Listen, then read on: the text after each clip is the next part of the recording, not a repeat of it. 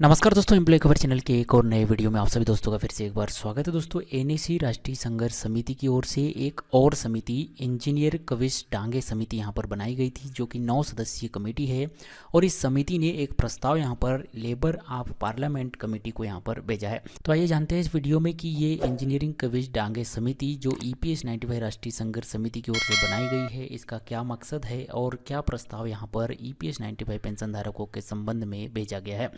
तो एनएसी राष्ट्रीय संघर्ष समिति जो कि EPS 95 पेंशन धारकों के कल्याण के लिए यहाँ पर कार्यरत है, जिनके अध्यक्ष माननीय कमांडर अशोक राउत जी है, इनके मार्गदर्शन में लेबर ऑफ पार्लियामेंट कमेटी के चेयरमैन माननीय भर्तहरि महताब जी को EPS 95 पेंशन धारकों की 4 सूत्रीय मांगों के संबंध में एनएसी के राष्ट्रीय अध्यक्ष माननीय कमांडर अशोक राउत जी ने स्वयं मुलाकात कर यहाँ पर ज्ञापन सौंपा। और साथ ही राष्ट्रीय संघर्ष समिति एनएसी की ओर से बनाई गई इंजीनियर कविश डांगे समिति के द्वारा बनाई गई रिपोर्ट भी यहाँ पर सौंपी गई है, जिसमें बताया गया है कि किस तरह से EPS 95 पेंशन धारकों की 4 सूत्रीय मांगों को मौजूदा हालातों में भी यहाँ पर जो है मंजूर किया जा सकता है। दोस्तों, पहले यहाँ पर जानते हैं कि एनएसी की ओर से बनाई गई इंजीनियरिंग कविश डांगे समिति यहाँ पर जो है क्या है। तो राष्ट्रीय संघर्ष समिति एनएसी जो कि देश के 65 लाख EPS 95 पेंशन धारकों की न्यूनतम पेंशन, महंगाई भत्ता और DA समेत अपनी 4 सूत्रीय मांगों को लेकर यहाँ पर संघर्षरत है। उन्होंने यहाँ पर जो है अपनी 4 सूत्रीय मांगों को मंजूर कराने के लिए पेंशन की अलग से अनुशंसा करने के लिए एक 9 सदस्यीय समिति यहाँ पर बनाई है, जिसके अध्यक्ष श्री इंजीनियर कविश डांगे जी है। और इन्हीं के नाम पर इस कमेटी का नाम इंजीनियर कविश डांगे समिति यहाँ पर जो है रखा गया है। इस समिति में श्री कविश जी जो कि इसके अध्यक्ष है, MTech EPS LLM MBA finance, former general secretary SEA, former executive engineer MSE TCL एवं chief national legal adviser NAC जैसी पोस्ट व पदों का भरपूर अनुभव इन्हें यहाँ पर है। और इन विशेषज्ञों की ओर से यहाँ पर EPS 95 पेंशन की सारी अनुशंसा की गई है, सारी रूपरेखा, बजट और प्रस्तावना बनाकर कंप्लीट यहाँ पर जो है जो लेबर ऑफ पार्लियामेंट कमेटी है श्रम मंत्रालय की, उसको यहाँ पर यह रिपोर्ट सौंपी गई है।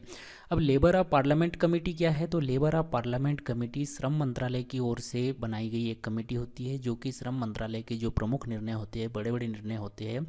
उन्हें निर्णय लेने में यहाँ पर जो है सपोर्ट करती है। जैसे कि आप सभी जानते हैं कि श्रम मंत्रालय एक बहुत बड़ा डिपार्टमेंट है और श्रम मंत्रालय के अंतर्गत अलग अलग योजनाएं यहाँ पर जो है चलती है। तो इन योजनाओं में क्या विस्तार करना है, क्या परिवर्तन करना है, विभागों के लिए जो अनुदान मांगे आ रही है उन पर विचार करना, श्रम संबंधी बिलों के प्रस्तावों की जांच करना, श्रम मंत्रालय की वार्षिक रिपोर्ट बनाना, इस तरह के जो प्रमुख काम यहाँ पर जो है श्रम मंत्रालय के होते हैं उनमें यहाँ पर सहयोग करती है। तो यहाँ पर लेबर ऑफ पार्लियामेंट कमेटी को यह रिपोर्ट भेजी गई है कि वो EPS 95 पेंशन धारकों की इस रिपोर्ट पर भी यहाँ पर जो है नज़र बनाएं और जो कुछ यहाँ पर जो है पॉसिबल हो सकता है EPS 95 पेंशन धारकों के लिए,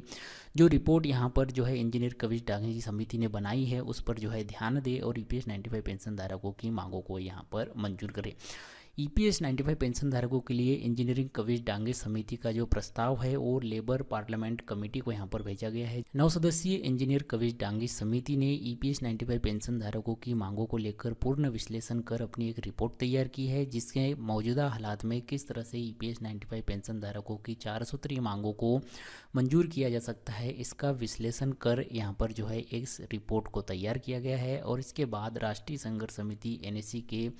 राष्ट्रीय अध्यक्ष माननीय कमांडर अशोक राउत जी ने स्वयं लेबर ऑफ पार्लियामेंट कमेटी के चेयरमैन माननीय भर्तहरि महताब जी से यहाँ पर मुलाकात की है, उन्हें रिपोर्ट सौंपी है और जल्द से जल्द इस रिपोर्ट पर उचित कार्यवाही करने की बात यहाँ पर कही है, जैसे कि फोटोज़ में आप यहाँ पर देख पा रहे होंगे।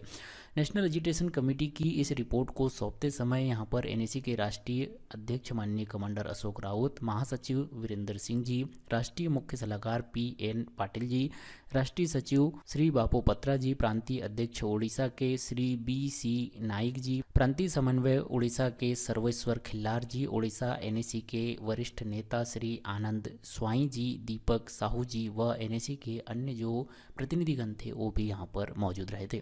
तो अब देखना है EPS 95 पेंशन धारकों के लिए बनाई गई ये इंजीनियर कविश डांगे समिति की ओर से जो रिपोर्ट यहाँ पर जो है पार्लियामेंट कमेटी के मेंबर चेयरमैन को यहाँ पर सौंपी गई है,